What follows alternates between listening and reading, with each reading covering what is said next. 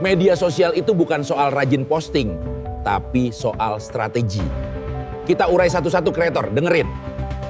Halo semuanya, pernah nggak sih ngerasa udah buang waktu berjam-jam di media sosial, tapi kok kayaknya nggak ada hasil apa-apa buat bisnis? Nah, hari ini kita bakal bedah bareng-bareng sebuah panduan dari startup bisnis yang bakal nunjukin gimana caranya mengubah media sosial dari yang tadinya cuma buang-buang waktu, jadi mesin pertumbuhan bisnis yang ampuh. Udah siap? Yuk kita mulai! Coba deh kita jujur-jujuran, apa media sosial itu sekarang lebih terasa kayak tugas harian yang nggak ada habisnya, bukan sebagai alat bantu bisnis yang strategis? Kalau iya, tenang aja, kalian nggak sendirian kok, banyak banget yang merasakan hal yang sama. Wah, kutipan di slide ini ngena banget ya, kita semua pasti pernah ngalamin kan? Niat awalnya sih mau produktif, tahu-tahu udah 3 jam aja, dan kita bingung, tadi ngapain aja ya? Nah, rasa frustrasi inilah yang mau kita beresin hari ini. Dan ini dia nih akar masalahnya. Kita tuh sering banget kejebak, ngira sibuk itu sama dengan produktif. Padahal tanpa rencana yang jelas, semua like, share, dan komen itu bisa jadi nggak ada dampaknya sama sekali ke tujuan bisnis kita. Jadinya bukan networking, tapi malah buang-buang waktu. Terus, gimana caranya kita keluar dari kekacauan ini? Jawabannya sebenarnya simple, tapi powerful banget. Kita butuh sebuah tujuan. Tujuan yang jelas itu ibarat kompas yang bakal nuntun setiap langkah kita di media sosial. Jadi aktivitas kita nggak lagi acak-acakan, tapi jadi sebuah strategi yang efektif. Nah, jalan keluarnya itu punya strategi. Jangan keburu takut dulu dengar kata strategi. Gampangnya, strategi itu cuma rencana main kita. Inilah yang membedakan antara sekedar sibuk dengan jadi benar-benar efektif buat mencapai hasil yang kita mau. Biar gampang, strateginya kita pecah jadi 3 fase yang logis. Anggap aja kayak bangun rumah. Pertama, kita siapkan pondasi yang kokoh. Kedua, kita gambar cetak birunya. Dan ketiga, baru deh kita mulai aksi nyata buat membangunnya. 3 langkah ini bakal jadi peta kita menuju sukses. Oke, kita masuk fase pertama. Dengerin dulu. Yap, sebelum kita keluar-keluar soal produk atau jasa kita ke semua orang, kita justru harus dengerin dulu. Fase ini intinya adalah riset dan ngumpulin intel biar strategi kita nanti dibangun di atas data yang kuat, bukan cuma asumsi. Ini dia 4 yang utama pondasi kita. Tanpa tahu tujuan kita apa, nggak paham pasarnya gimana, nggak kenal pelanggan kita siapa, dan nggak tahu siapa pemain kunci di industri, ibaratnya kita berlayar di laut lepas tanpa kompas dan peta. Masing-masing ini penting banget buat langkah selanjutnya. Oke, pertanyaan paling penting sekarang, apa satu tujuan utama kalian? Loh, kok cuma satu? Karena fokus itu kuncinya.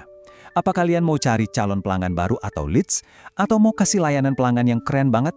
Atau mungkin fokusnya buat naikin brand awareness? Pilihan ini bakal nentuin semua hal yang akan kita lakukan nanti. Coba deh kita lihat contoh dari HubSpot ini. Mereka nggak cuma bilang targetnya pemilik bisnis kecil, tapi mereka bikin persona yang detail, kayak Oli si pemilik dan Mary si pemasar. Lihat deh, beda banget kan kebutuhannya? Si Oli butuh leads, sementara si Mary butuh alat ukur yang canggih. Nah, dengan detail kayak gini, konten yang kita buat bisa benar-benar nyambung sama mereka, bukan cuma asal teriak ke semua orang. Oke, pondasinya udah kuat nih.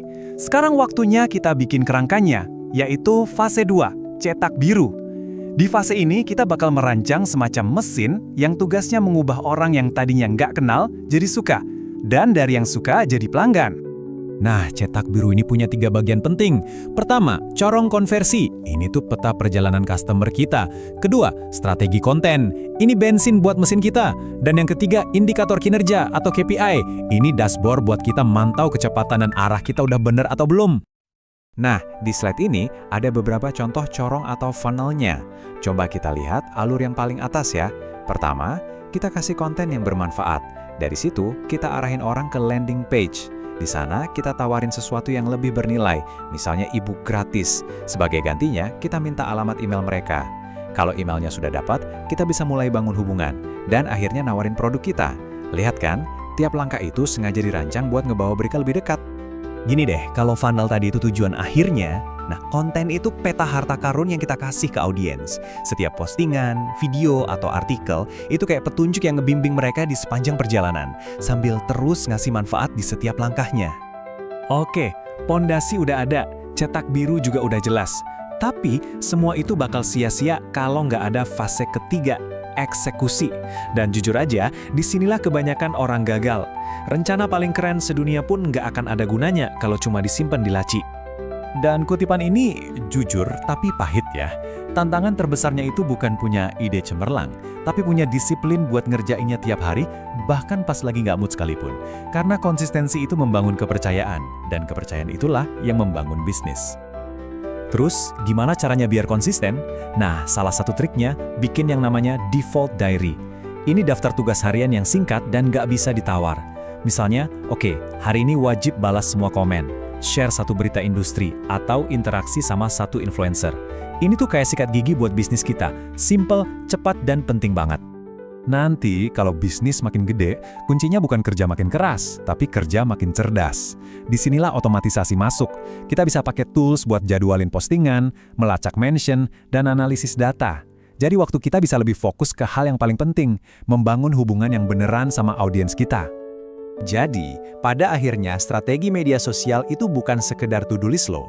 Ini tuh cerita yang kita tulis hari demi hari tentang gimana brand kita ngasih nilai lebih dan terhubung sama orang-orang.